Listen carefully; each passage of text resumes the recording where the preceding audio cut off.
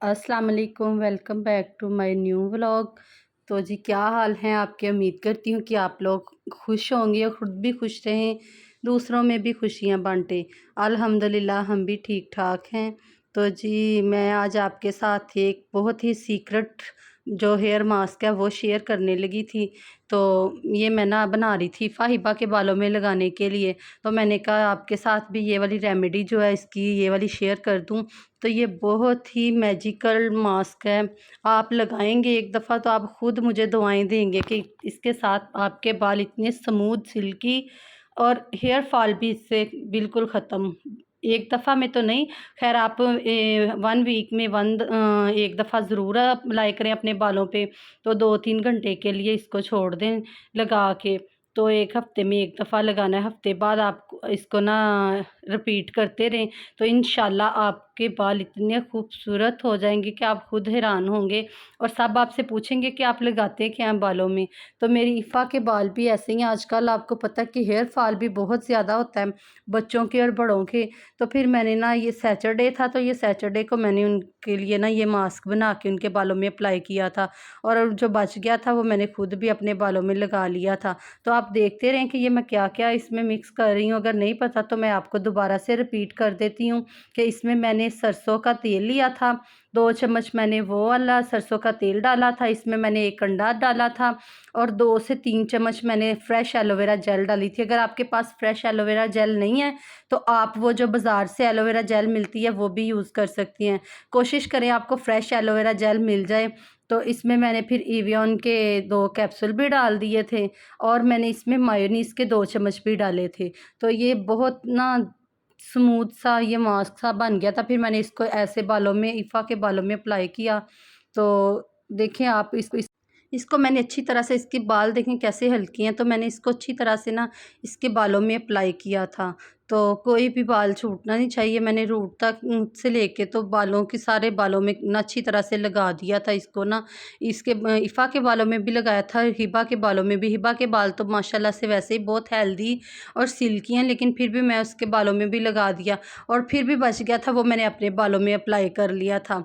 तो ये मैंने इसके 2-3 घंटे लगा रहने दिया था और ऐसे इसको ना जूड़ा सा बना दिया था, कैचर के साथ कवर कर दिए थे बाल ताकि गर्मी से पसीना ना आए। तो बाद में ये देखें वॉश करके तो वो नहीं, दरअसल ट्यूशन जाना था उसने, तो उसने ना पोनी बना ली थी। तो इस वजह से इसके बालों में थोड़ी-सी सलवटें सी आ गई हैं, लेकिन इसके बाल इतने प्यारे लग रहे थे, बहुत ही ज़बरदस्त इसके बाल हो गए थे। फिर मैंने ना मैकरोनी बनानी, क्योंकि आज हिबा की फ़रमाइश थी कि मम्मा आज मैकरोनी बनाना, मैंने कोनी खानी है। तो फिर मैंने कहा कि आज इनके लिए ना चिकन वेजिटेबल मैकरोनी बनाती हूँ। तो ये मैं उनके लिए मैकरोनी बना रही थी, क्योंकि मैकरोनी मेरे बच्चे भी और हम सब भी, मैं, इनके बाबा, हम सब खुश होके मैकरोनी खाते हैं।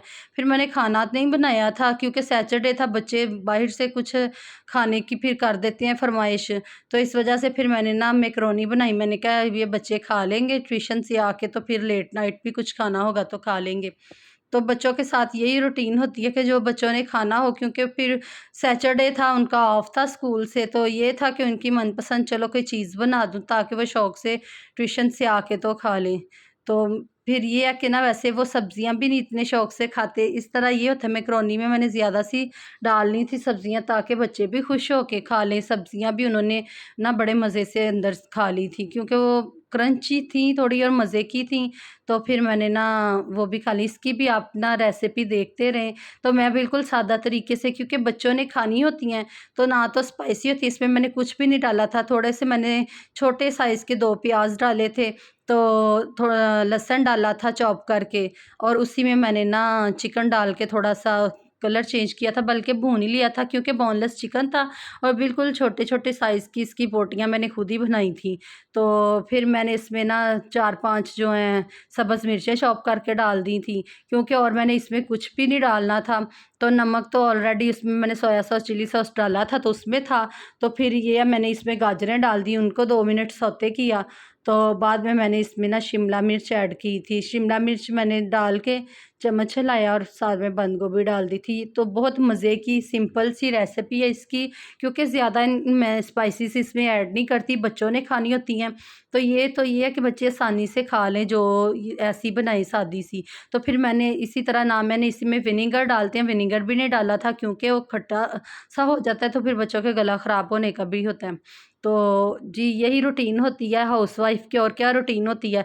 सुबह उठते ही पहले किचन में जाना होता है, तो शाम को भी सोने तक किचन का काम ही होता है।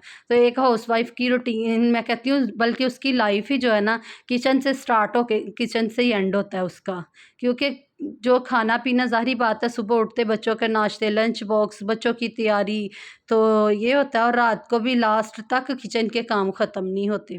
तो जब फिर आपके हों ही छोटे-छोटे बच्चे, छोटे हों या फिर चाहे चलो बड़े भी हों, लेकिन माएँ जो है ना वो किचन के कामों से फ़ुर्सत नहीं उनको मिलती।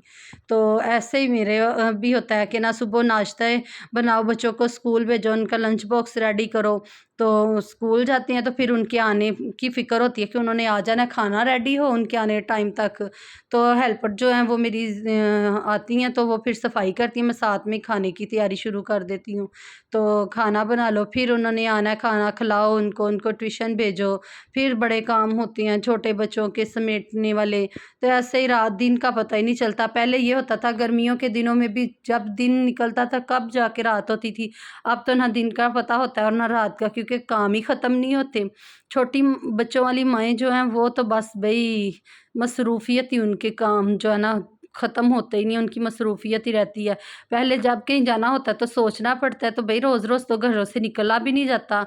तो ये है कि यहाँ पे मेरी मैकरोनी रेडी हो गई थी, तो यही आज मैंने कहा चलें आपके साथ एक रेमेडी और एक रेसिपी शेयर करती हूँ। ये सदुल्ला खा रहा था, साथ में कोल्ड ड्रिंक एन्जॉय कर रहा था। चलें जी, मेरी वीडियो को लाइक करें, शेयर करें, सब्सक्राइब करें और अच्छे-अच्छे कमेंट करें, स्किप ना करें। अल्लाह हाफ़िज़।